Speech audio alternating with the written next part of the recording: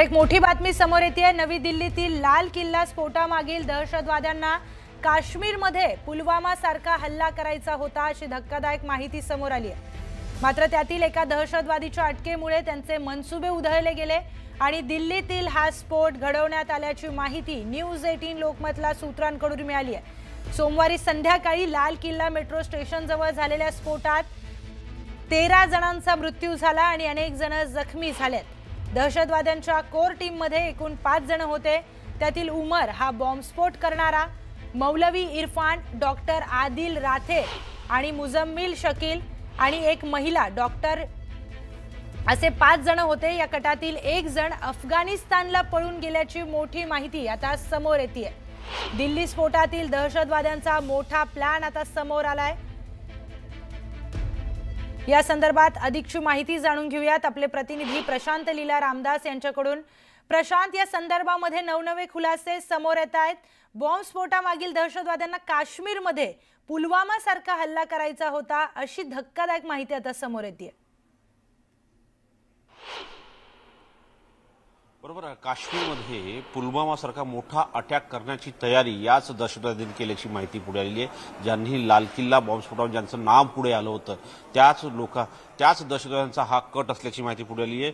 पण ऐनवेळी त्यांचा प्लॅन चेंज झाला आहे। पण महत्त्वाचं म्हणजे जर बघितलं आपण ज्या पद्धतीने जवळपास 3200 किलो हे अमोनियम नायट्रेट सारखं स्फोटक त्यांनी एकत्र केले होते। त्याच्यातले 2900 किलो स्फोटक हे हस्तगत झाले, जप्त झाले, कारण की त्यामध्ये एक मोठी मोहीम हरियाणा पोलीस, दिल्ली पोलीस आणि जम्मू काश्मीर पोलिसांच्या वतीनं राबवण्यात आली होती। त्यानंतर 300 किलोचे स्फोटक जे आहे त्याचा शोध सध्या सुरू आहे। पण महत्त्वाचं म्हणजे ज्या पद्धतीने माहिती मिळते की काश्मीरमध्ये पुलवामा सारखा मोठा अटॅक करण्याची तयारी या दहशतवादी जैश ए मोहम्मदच्या दहशतवाद्यांनी केली होती आणि यातील काही दहशतवादी हे अफगाणिस्तानला पळून गेल्याची देखील माहिती मिळालेली आहे। आणि ज्या पद्धतीने हे संपूर्ण कट रचला गेला आहे, कट रचताना जैश ए मोहम्मदच्या म्होरक्यांचा यात समावेश असल्याची देखील माहिती पुढे आलेली आहे। आणि या जो लाल किल्ल्याचा स्फोट झाला त्यामध्ये साधारणतः 13 जण दगावलेले आहेत आणि काही लोक जखमी आहे। असं असताना हा जो संपूर्ण कट रचला गेला, या कटाचं मुख्य टार्गेट जे होतं ते पुलवामा सारखा काश्मीरमध्ये मोठा अटॅक करण्याचं होतं, अशा प्रकारची माहिती एनआयएच्या सूत्रांनी दिलेली आहे। निश्चितच प्रशांत, पण हा कट या सगळ्यांमधील एक डॉक्टर अटक झाल्यामुळे हा कट त्यांना रचता आला नाही आणि त्या कटाला पोलीस तपास यंत्रणांनी खिंड पाडलं, कारण मोठ्या अटक झाल्या, मोठ्या प्रमाणात अमोनियम नायट्रेट जप्त करण्यात आला। त्या संदर्भात काय सांगशील? बरोबर आहे, जो फरीदाबादमध्ये गेल्या काही दिवसापासून अमोनियम नायट्रेट सारखं स्फोटक एकत्र करण्याचा प्रयत्न सुरू होता। नूर जे मेरठच्या जवळ जे शहर आहे त्या नूर शहरामधून अमोनियम नायट्रेटचा खरेदी केला गेल्याची अशी माहिती पुढे आलेली आहे।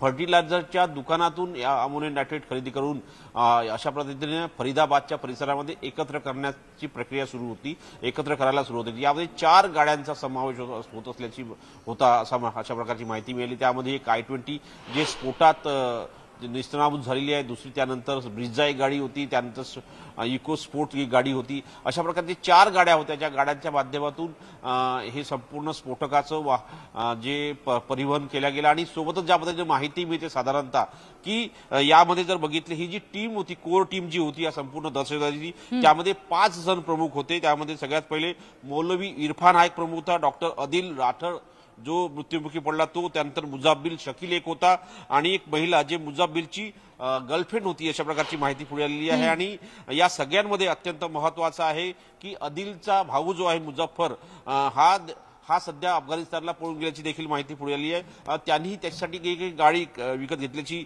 माहिती पुढे आली। 4 गाड्या विकत घेतल्या होत्या, त्याच्यामधल्या एक गाडी त्यांनी वापरल्याची माहिती देखील पुढे आलेली आहे। आणि हा अफगाणिस्तान आणि पाकिस्तानचा देखील यामध्ये समावेश असल्याचं पुढे आलेलं आहे। मुजामिल, मुजफ्फर आणि उमर हे तुर्कीला देखील 2022 मध्ये बरोबर आहे प्रशांत, त्यांचं तुर्की कनेक्शन देखील आता समोर आलंय। या संदर्भातले सगळे अपडेट्स तुमच्याकडून घेणार आहोत।